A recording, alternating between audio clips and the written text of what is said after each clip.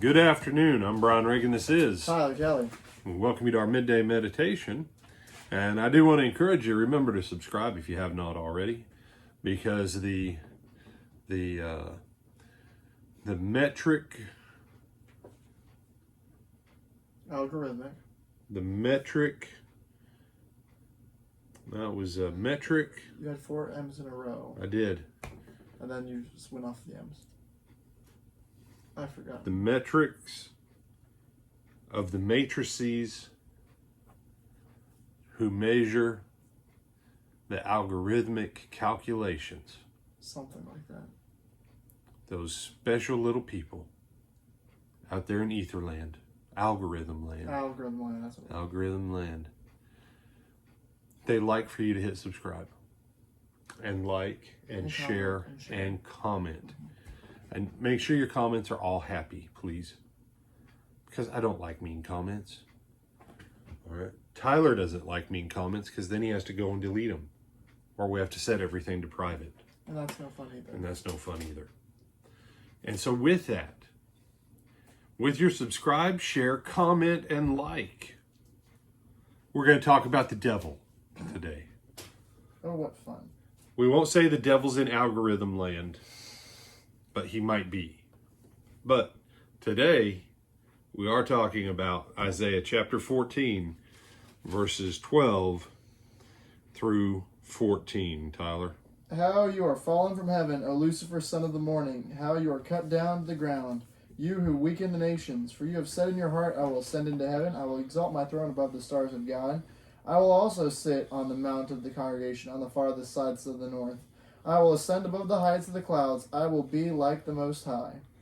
All right. Now, this, or something very close to it, is what King Nebuchadnezzar probably said right before he was turned into basically like an animal of the field. No, it was not lycanthropy where he was turned into a werewolf. When I say when he was turned into an animal of the field, when you read the book of Daniel, Nebuchadnezzar compared himself to God Most High, said that he was the God now. And God slapped him down with a little bit of insanity for 7 years. Okay?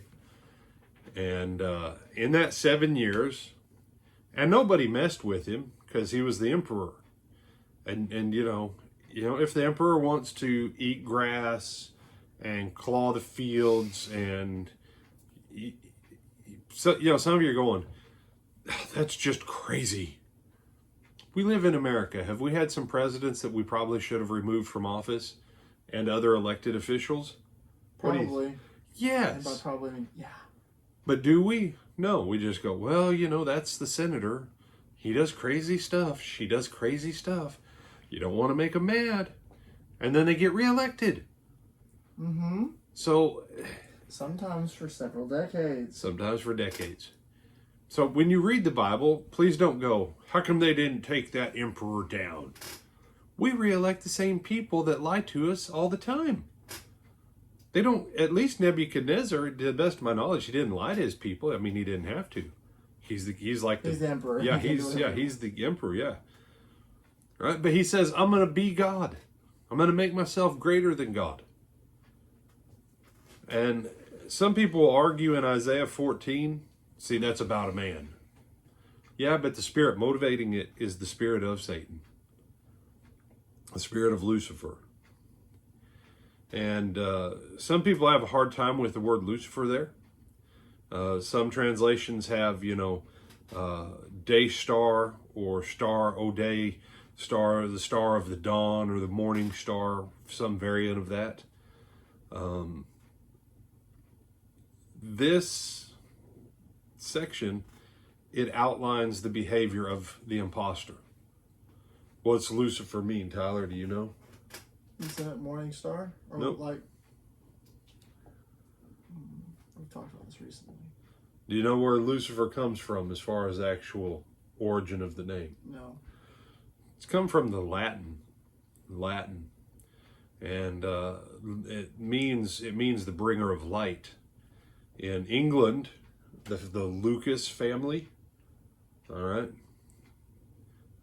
Obviously, you are a fan of British motorcycles. Lucas lighting and electrical systems used to be on every British bike pretty much. And there was always a joke between British bike owners. When you bought Lucas parts, you'd laugh and go, yeah, I bought some stuff from Lord Lucas, the Lord of Darkness. Because for how the British wire everything, it was almost guaranteed your lights would never work right. And so you'd be, in darkness with Lux or Lux, which means light.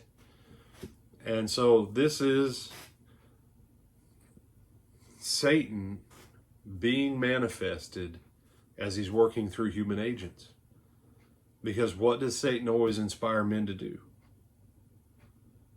And it wasn't, Nebuchadnezzar's not the first time. What was the great lie that Satan told Eve? You'll be like God. You'll be like gods. Right? You got Adam, you got you got this deity that walks with you and talks with you.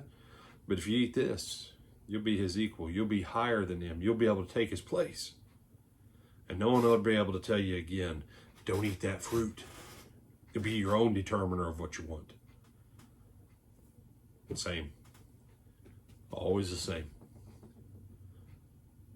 Throw off God and you can be your own God. So when you read this, recognize there's an historical application. Recognize there is a greater spiritual truth that runs through all of Scripture, and then see that truth manifests every day, everywhere in the world we look around us. That this same pride, this same arrogance permeates pretty much every corner of the planet, and it only gets worse as man's technology. And isn't that a funny thing? We say, we can do anything, right? Mm-hmm. But can we? Or is it our technology that's doing all of it for us? Mm-hmm. Yes, sir. We're not enslaved. Here, let me look at my phone. I can do it. Why? Because your machine said you could. Mm-hmm. Oh wait, your machine is setting the agenda for your life. So you thought you were a God, and now you're controlled by something that you have to pay someone else for the right to have it control you. Mm-hmm. Other thoughts, my brother? No, sir. You sure? Yes, sir. All right. Give one more friendly reminder. And they need to like, comment, share, and subscribe. Phil Siebman.